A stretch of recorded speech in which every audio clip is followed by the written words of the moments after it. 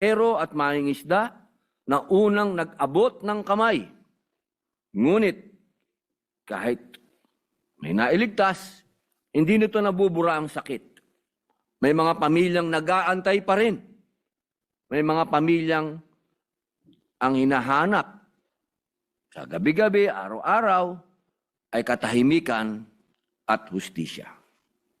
Nagpapasalamat po tayo sa probinsya ng Basilan at sa siyudad ng Isabela City. Sila po yung mga unang rumisponde sa rescue. Ang Allison Shipping Lines Incorporated ay nasa industriya ng shipping mula pa ng ito ay itatag noong 1976. Ang mahabang panahong ito sa operasyon ay dapat sana'y nagsilbing garantiya ng ligtas na conduct ng maritime activities. Subalit, ayon mismo kay Secretary Lopez ng Department of Transportation, nasangkot ang Allison sa 32 insidenteng pandagat mula noong 2019, kung saan ang pinakahuli ay ang paglubog ng MV Tricia Kirsten 3. Noong 2023 lang, nasunog ang isa pa nitong barko na MV Lady Mary Joy habang patungong Hulusulo, na may sakay na mahigit 249 na pasahero, kasama po ang crew. 33 po, tatlo.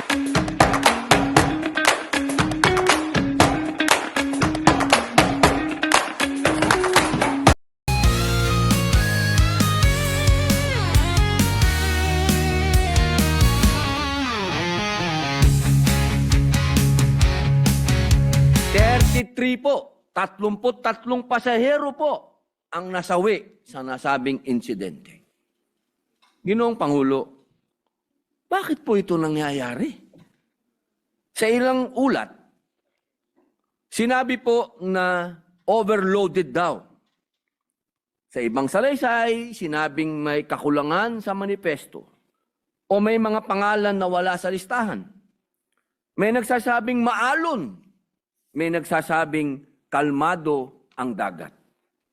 At mayroon din nagsasabi na double sa nakatakdang kapasidad ang kargo na isinakay sa barko.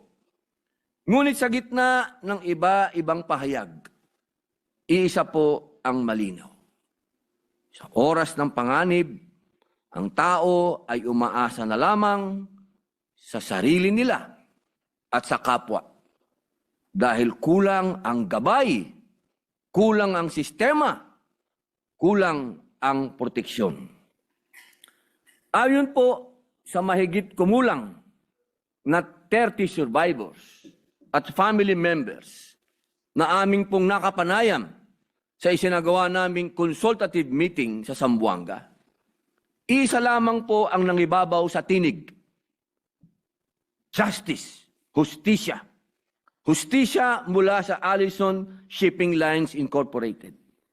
Hustisya mula sa mga kinauukulan na tila ba ay kinukubling impormasyon sa sambayanan. Naglilikha ng agam-agam ang kakulangan ng opisyal na pahayag ng mga sangkot at ng mga dapat managot. Naghahalo-halo ang impormasyong ipinapakalat sa social media. At ang mga totoong nangyayari ay hindi na napapahayag.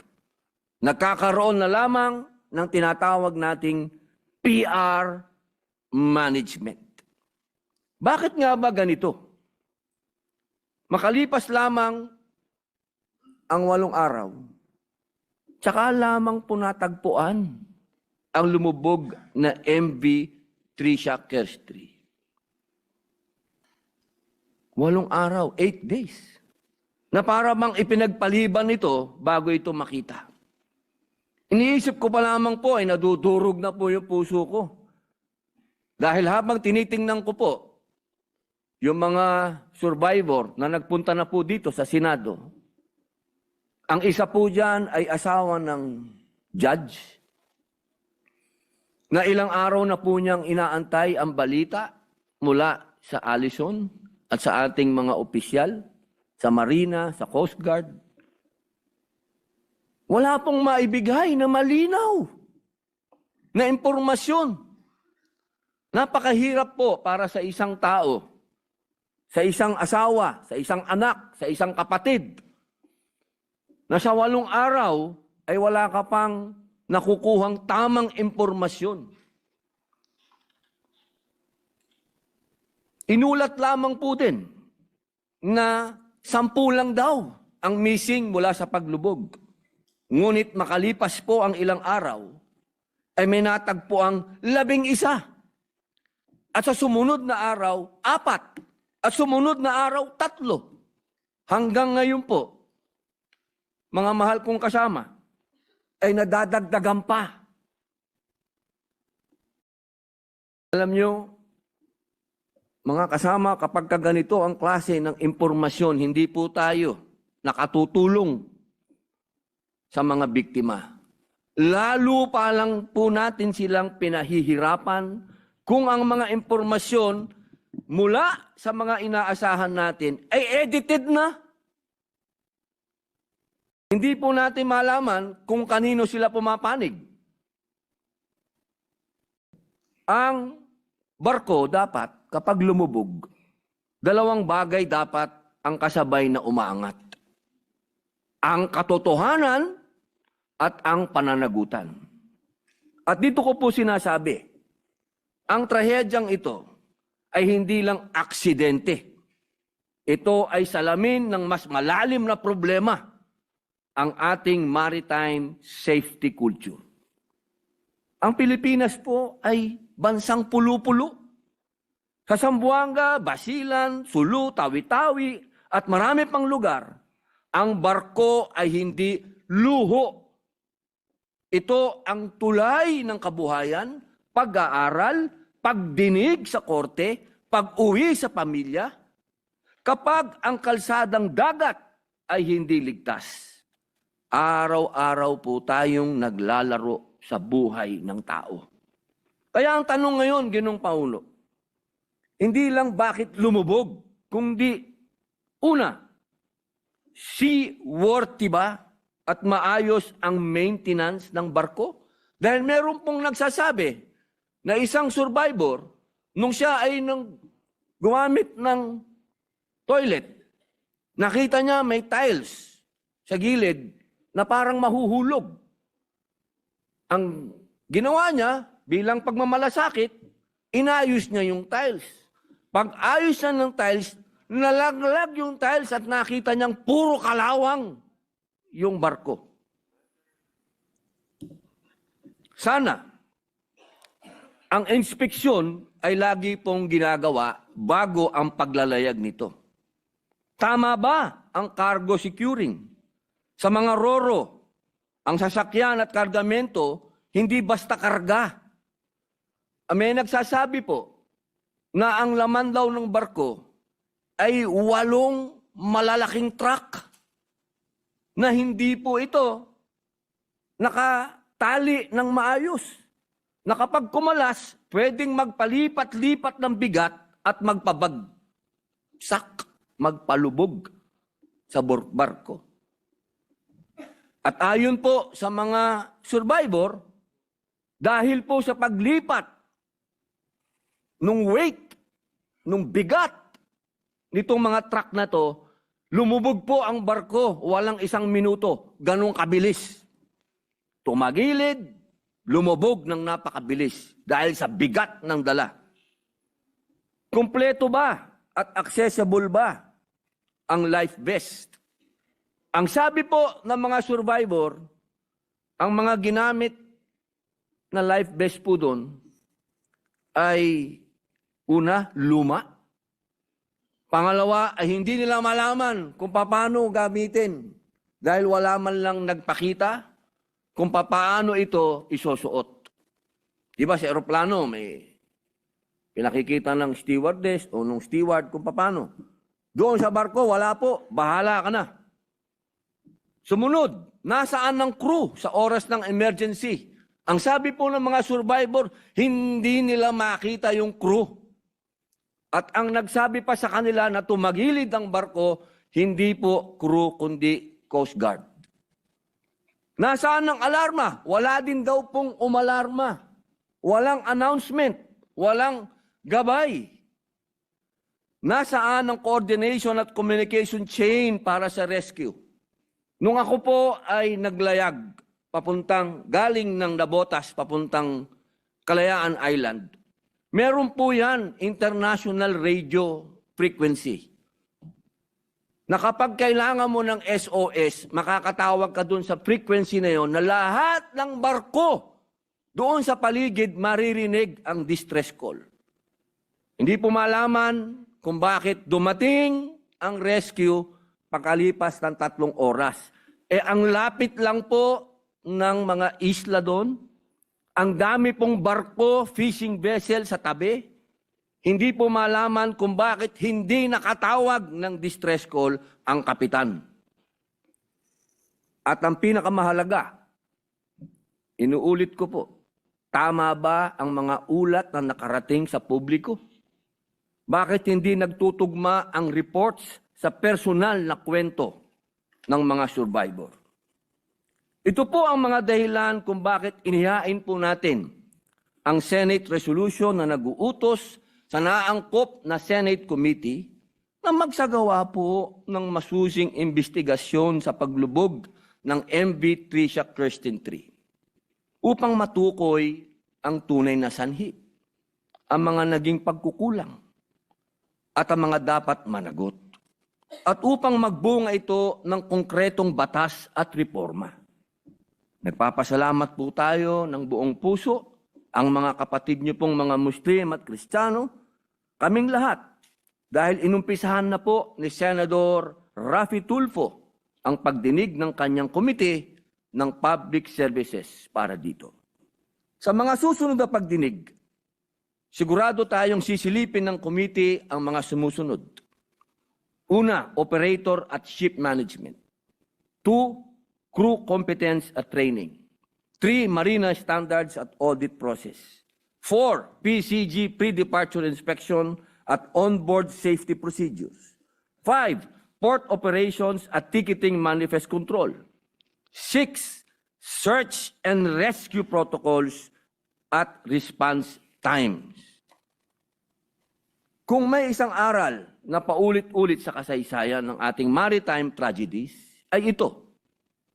Kapag mali ang listahan, mali ang rescue response. At mali ang magiging identification process.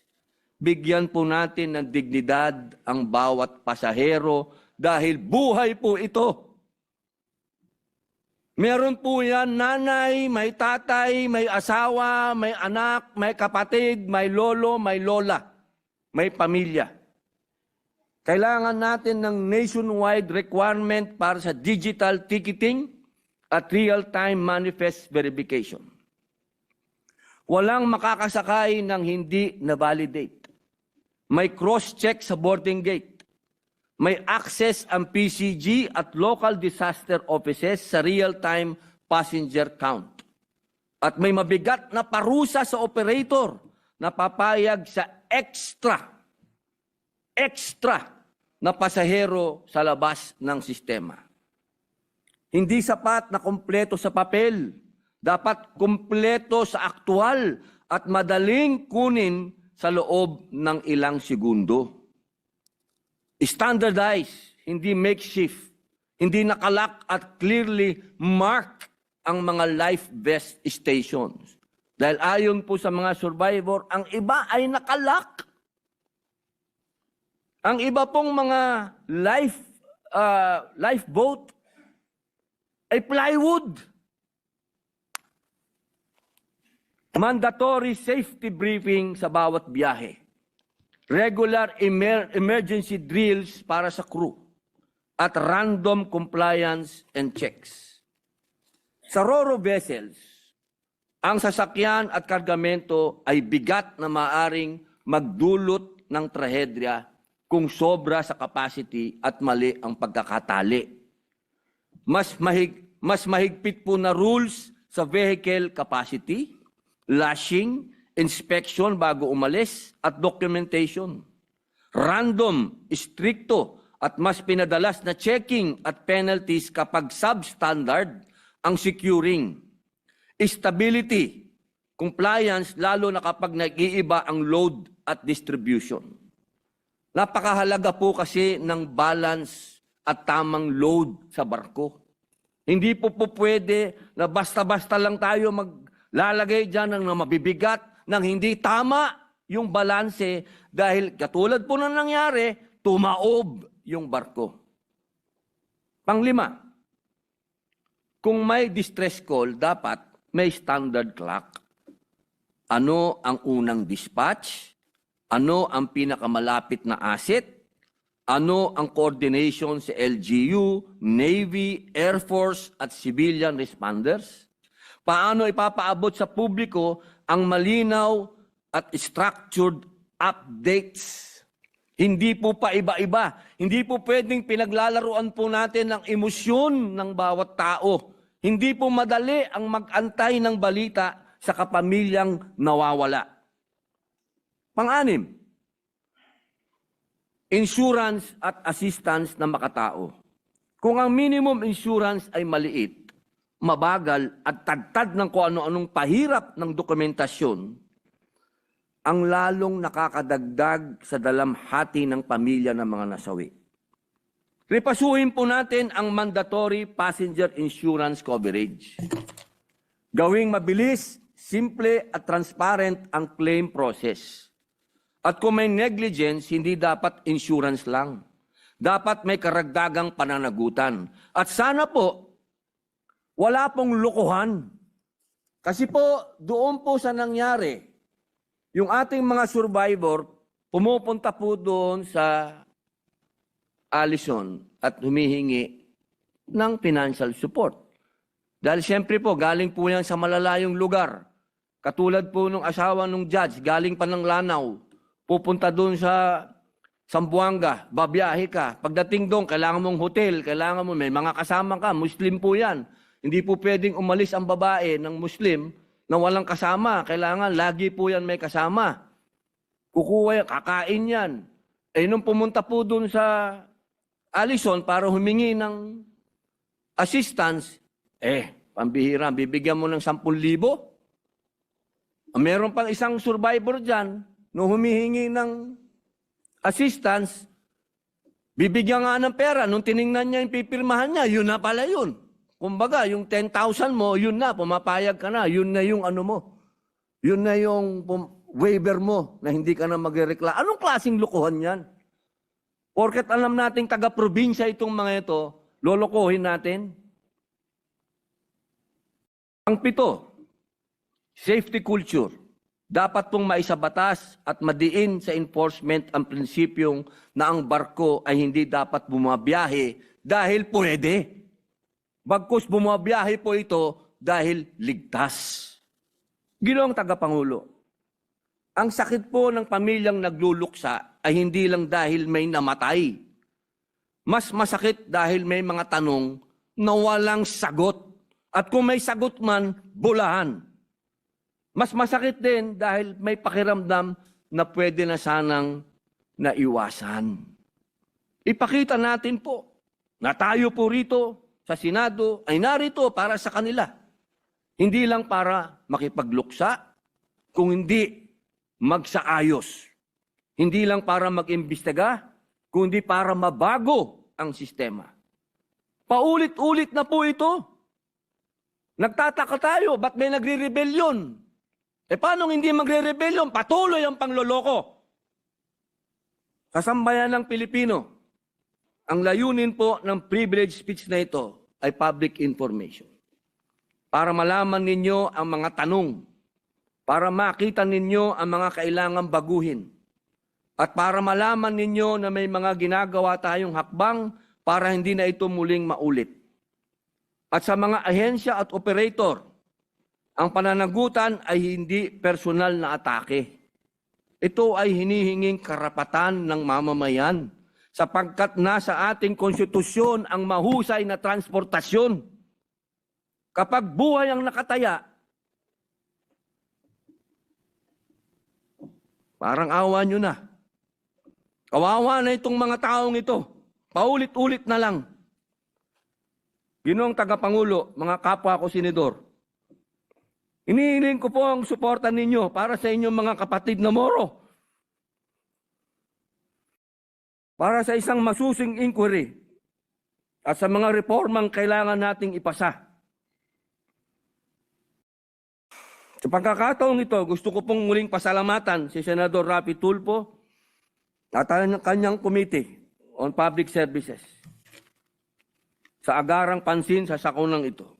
Lalo na po ang inyong ibinigay na pagkakataon para makapanayam ang ating mga survivors. Saludo po kami sa inyong dedikasyon para sa bayan. Ginoong tagapangulo, ang dagat ay biyaya. Ngunit kapag pinabayaang maging legal, ang kapabayaan, ang dapat na buhay, ang dagat ay nagiging libingan. Hindi na natin ito hahayaan. Huwag po natin itong hayaan. Huwag po natin itong makalimutan. Sa huli, manalangin tayo para sa mga pumanaw.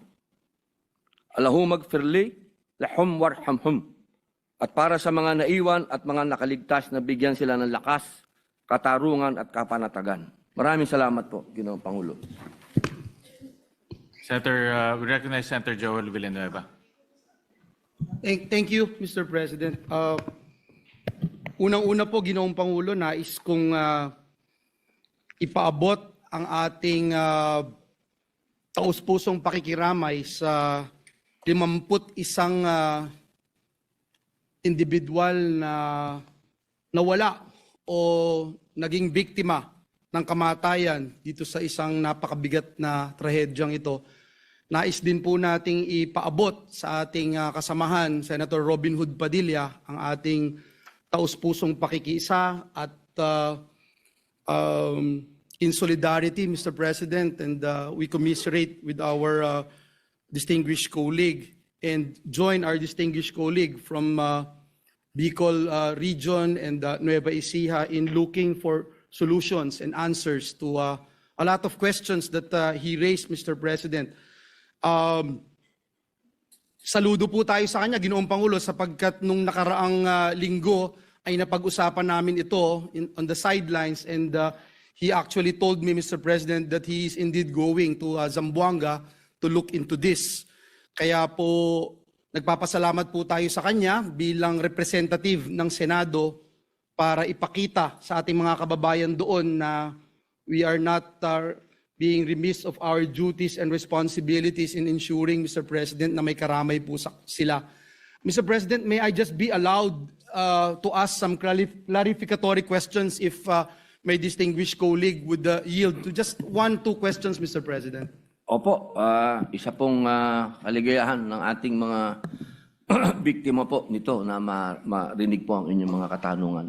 Una po, muli babanggitin ko po na sinasamahan ko ang ating kaibigan at kasamahan dito sa Senado sa pagkondena sa napakasakit na trahedya na nangyari sa ating mga kababayan. Nag-a-agree po ako na kung nasusunod ang ating mga patakaran, ang mga batas na naririyan na, hindi naman po siguro nangyari ito, Ginoong Pangulo. Nakakakulo po ng dugo sapagkat ang Pilipinas ay mayroong mahigit 7,100 islands at alam natin na ang paglayag sa barko, ang transportasyon using boats, Mr. President, is a usual and normal transportation being used by our kababayans. And if I'm not mistaken, as I was listening attentively to the privileged speech of the gentleman from Bicol and Nueva Ecija, Mr. President, binabanggit po niya na yung pong kumpanya na Allison Shipping Lines ay nagkaroon na ng 32 insidente, Mr. President. Is that a correct figure, Mr. President? Opo, yun po, ayon po yun sa Marina at nagbigay po sila ng pahayag na patuloy po ito na nagkakaroon ng mga insidente po sa karagatan.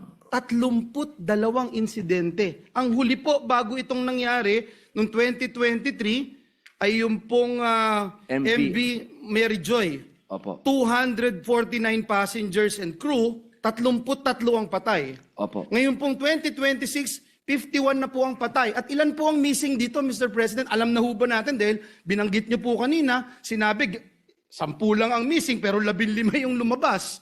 At hindi pa ho natin alam kung, alam niyo, masakit ng mamatayan, mas masakit pa yung hindi makita yung bangkay ng iyong mahal sa buhay at hindi mo alam kung missing ba siya or what. Opo, noong kami po ay nasa Zamboanga, ang sabi po nila noong, kasi marami pong lumabas, marami pong lumitaw na mga pamilya doon, na ang sinasabi po nila ay sumakay daw po yung kanilang pamilya doon. Tinatanong po namin sila, meron po ba kayong katibayan dahil wala po sa manifesto? Ang sabi nila, ang nangyayari daw po at laging practice na, pagdating na daw po sa barko, doon daw po kumukuha ng ticket. Kaya wala po sila doon sa manifesto. Mr. President, if I may interject right away, wala hong manifesto? Meron pong manifesto pero hindi po yun yung tamang bilang. Totoong bilang. Opo, sapagkat doon po sa barko mismo ay nagbebenta po ng ticket. Doon na po, pagka nakalayag na, ay hindi po dapat ganun eh. Opo. Kasi dapat yan po ay on the spot, chinecheck mo yung ticket, yung pasahero pagsakay.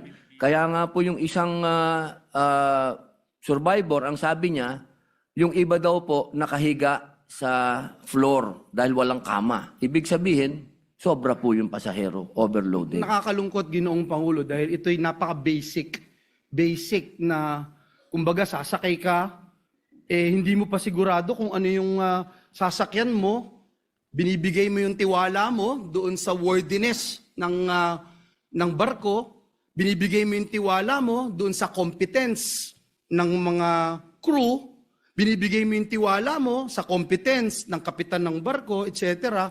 Pero ganito po yung mangyayari. Mr. President, hindi ko patatagalin itong aking interpellation, pero gusto ko lang malaman, Mr. President, mula sa ating kaibigan, kay Senator Robin Hood Padilla, ano na po ang status ngayon nitong Allison Shipping Lines? Ilan ho ba ang barko nito? Ilan na po yung bumabiyahe pa rin? Sila po ba ay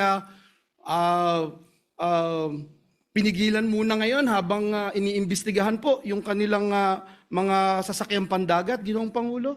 Opo, ngayon po, tayo po ay bagamat may pagkukulang po ang Marina sa usapin na ito, nagpapasalamat po tayo sa kanila sapagkat ngayon po grounded po lahat ang kanilang paglalayag.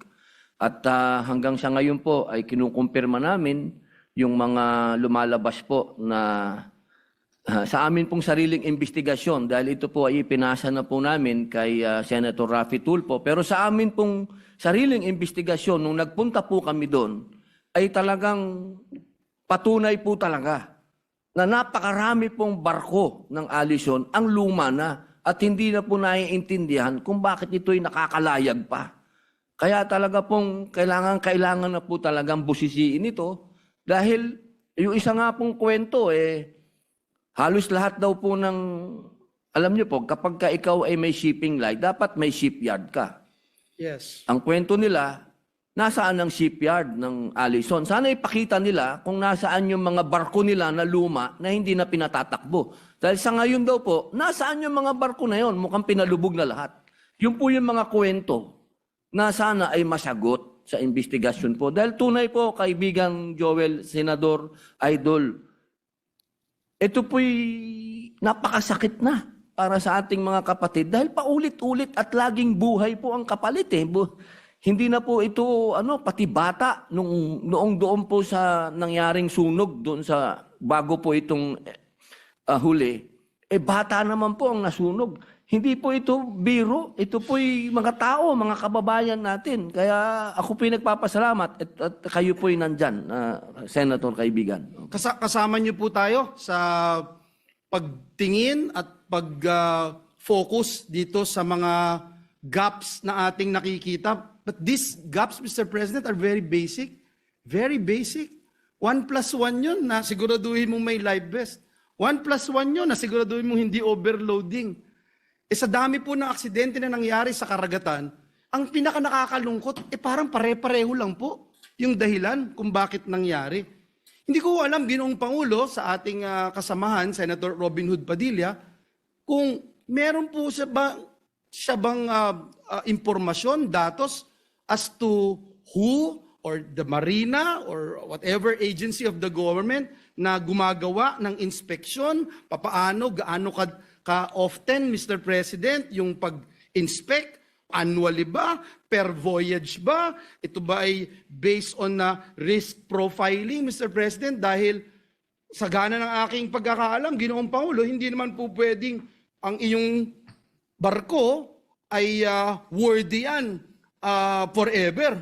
Kung sa pag-ibig nga daw, walang forever, di lalo na doon sa barko, Mr. President. At puro kalawang na nga po yung nakita ng mga survivor, Mr. President. Tama po. Yan po yung gusto natin talaga maripaso dito. Sapagkat kung ginagawa po ng Marina ang kanilang mandato, hindi po mangyayari ito. At kung ginagawa din po ng ating PCG ang kanilang mandato na inspeksyonin yung mga taong sumasakay. Kasi ngayon po, kasama po yan eh. Bawat layag po ng barko, may inspeksyon po yan. Yes. Opo. Yun po yung ating ipinapanukala ngayon, atin pong inilalapit sa komite ni Senator Raffy Tulfo, dahil kung ginawa nila yung mandato nila, hindi po nangyari ito. Kasi kumpleto na po tayo sa batas. Kumpleto na po tayo sa mga alituntunin, sa mga mandato. Bakit pa ulit-ulit? Bakit merong ganito na nakakapagbenta ka pa ng ticket dun sa taas at nakakapag-overload ka? Yan po yung mga bagay na kailangan sagutin sapagkat ano po ba ang kulang pa? Kapag hindi po ito nasagot kaagad, kasama, alam po nating meron ng under the table na naman dito. Ang usapin dito, nakakalusot-lusutan na naman tayo. Doon na naman tayo babagsak. Na kapag may nangyari, hihigpit. Kapag natapos na, nakalimutan na ng taong bayan, naayos na ng insurance, nabayaran na yung mga, okay, balik na naman tayo sa happy-happy. Yan po ang nangyayari. Kaya po sana, ito pong ganap na ito, makagawa po tayo ng hakbang na mas meron na po talagang managot. Kasi dati po talaga, kaibigan, ang nangyayari kasi walang nananagot na operator. Yun ang problema. Salamat po, Ginoong Pangulo, sa ating kasamahan, Senator Robin Hood Padilla. Nais ko lang po, for the last time, put into the records of this August Chamber, my utmost dismay on this particular issue. I sincerely appreciate the passion and magnanimity of our colleague for bringing this up. And let me also emphasize and add into the mix of discussion, Mr. President, this representation fought very hard for the passage of occupational safety and health standards. It became a law after fighting for it for more than 15 years, Mr. President. I started lobbying for this particular measure when we were all still members of Congress with Senator Risa, Senator Miggs, and Senator Win. And we passed this measure when we were also together here in the Senate, itong occupational safety and health standards. Hindi pa nga ho ito na pag-uusapan sa mix, Mr. President, because we feel na yung Marina, yung DOTR, kung nagawa nila yung kanilang mandato at kanilang tungkulin, hindi nangyari to. Pero gusto kong idagdag, meron pong Oslo. And in fact, the Department of Labor and Employment issued Department Order number 25225 or the revised implementing rules on occupational safety and health standards in the Philippines.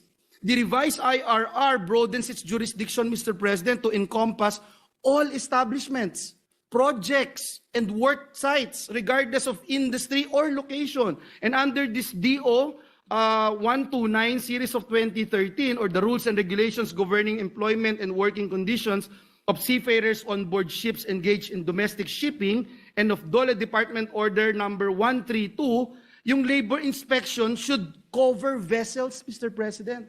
And so in the coming hearing, Mr. President, I hope that we will be able to invite representatives from DOLE as to how they are looking into this. How often does DOLE conduct inspection of vessels? And what are identified deliverables? Kasama ho yan sa batas. ma-identify yung deliverables, especially, Mr. President, the enforcement of the maritime occupational safety and health standards. So I just wanted to put that on record. At siguro yung isa pa, Mr. President, yung dahil dito sa expanded DO 25225, makita at malaman natin mula sa Department of Labor and Employment kung na-harmonize po nila yung kanilang authority with Marina, with Philippine Coast Guard, and other maritime regulators, muli, para ma-avoid yung overlapping and conflicting inspections. Pero gaya ng sinabi kanina ni Senator Robin Hood Padilla, the more inspection, the more na masiguro yung safety, at hindi lang lalayag, kasi pwede, hindi, dapat ligtas. The more na may ganun, mas meron pong peace of mind ang ating mga kababayan na mga bumabiyahe. Bumabiyahe araw-araw. Bumabiyahe para matupad yung kanilang pangarap. Bumabiyahe para makibaka sa mas magandang bukas o sa mas magandang hinaharap ng kanyang pamilya at kanyang mga mahal sa buhay. So yun lamang po, Ginoong Pangulo, at sana makita rin natin yung jurisdictional boundaries between DOLE labor inspectors and flag state or port state control inspections. But the bottom line is, these are basic things that our government agencies should be doing. And muli, we salute our dear brother, our dear colleague, Senator Robin Hood Padilla, and makakaasa po kayo ng ating full support dito sa resolusyon para imbestigahan at makakita pa tayo ng mas maayos, mas malinaw na sagot sa problema at sa mga challenges na kinakaharap ng ating mga kababayan. Maraming salamat po, Ginoong Pangulo. Maraming salamat, distinguished colleague. Maraming salamat. Pwede bukas. Yes, we recognize Senator Risa Ontiveros. Mr. President, maikling manifestasyon lamang po ng suporta sa privileged speech ng Mabuting Ginoo mula sa Camarines Norte at Bangsamoro. Unang-una na po taos-pusong pakikiramay din tulad ng ipinahayag ng ating mga kasama at panalangin at mahigpit na yakap sa mga pamilya ng MV Tricia Kirsten 3. At pangalawa at huli po para ngayong gabi, Mr. President, pakikiisa din dun sa ipinahayag ng Mabuting Ginoo na siguro naman pagkatapos ng napakarami na nating ganitong mga teribleng trahedya sa dagat, MV Don Juan, MV Doña Paz, MV Princess of the Stars, kung ano-ano pang mga MV, at ngayon ay sumunod pa itong sa MV Tricia Kirsten 3 na bunga po ng sinasagawang pagdinig at isasama po ang privileged speech ng Mabuting Ginoo ay talagang mahanap yung mga konkretong findings ayon dun sa 7 o 8 punto na inilatag ng Mabuting Ginoo kanina at makabuo talaga ng mga konkretong at praktikal na mga rekomendasyon para maibunyag sa mga pamilya at sa publiko ang buong katotohanan nitong pinakahuling trahedya sa MV Tricia Kirsten 3, mabigyan ang mga pamilya ng hustisya at gaya ng sinabi ng Mabuting Ginoo, once and for all, mas ilagay na po sa ayos ang ating industriya ng shipping dito sa ating archipelago, sa ating bayan na mas malaki pa nga ang karagatan kaysa sa kalupaan. So maraming salamat, syukran sa Mabuting Ginoo at mabuhay po kayo. Maraming salamat, Mr. President. Maraming salamat. Katulad po ni Senator Risa at ni Senator Joel, ako rin po ay nakikiramay doon sa mga pamilyang nasawi dahil po dito sa trahedya. At nakikiisa po ako sa privilege speech ng ating kasamahan, Senator Robin Padilla, na dapat magkaroon tayo ng masusi at mabilis na investigasyon. Alam naman natin lahat na tayo po ay isang archipelagic country. Meron tayong 7,100 islands. Araw-araw po may lumalayag na barko patungong Mindanao, patungong Visayas. At itong trahedya na ito ay hindi magbibigay ng magandang kumpiyansa sa mga taong araw-araw ay gumagamit ng barko para po makauwi sa kanilang lugar. At dapat nga kinikilala tayo isa sa pinaka magaling pagdating sa maritime dahil archipelagic country tayo, pero tila baligtad yung nangyayari. Kaya sumusuporta po ako sa privilege speech ng ating kasamahan, Senator Robin Padilla, at sa lalong madaling panahon dapat po magkaroon ng investigasyon at manugot yung mga taong may kinalaman ho dito sa trahedyang to. Kaya nakikisa ho kami. Maraming Mr. salamat President. po, Ginoong Pangulo. Mr. President, ako din po, I'd like to associate myself to the speech of Senator Robin Hood Padilla. Nakakalungkot na, ang dami pong namatay at hindi masyado nga napansin. Parang isang araw lang sa news, tapos wala na. Dahil sa siguro napakalayo sa amin sa Mindanao, Mr. President. Kung nangyari po yan dito sa Manila Bay or siguro nangyari po yan sa isang malapit sa Metro Manila, mapapansin siguro yan palagi. Pero sa amin, napakalayo. Ang dami pong namamatay at nakakalungkot, Mr. President. And gusto ko lang ilagay po on the record, or for the record rather, is that marami po mga may-ari nito mga inter-island shipping. Mga politically connected, Mr. President. Mga politiko. Kaya kami po umaapelan sa Coast Guard na sana without fear or favor, kung may matamaan ba dyan, congressman, mayor, governor, senador, sino pa ba dyan, ay dapat parusahin. Alam ko po yan, Mr. President, kasi meron din lumapit sa amin na politiko. Hindi ko nababanggitin sino. Dahil tulungan sana yung kanyang inter-island vessel. Sabi niya, ay sana tulungan mo, kaibigan mo yung Marina siguro, kasi senador ka.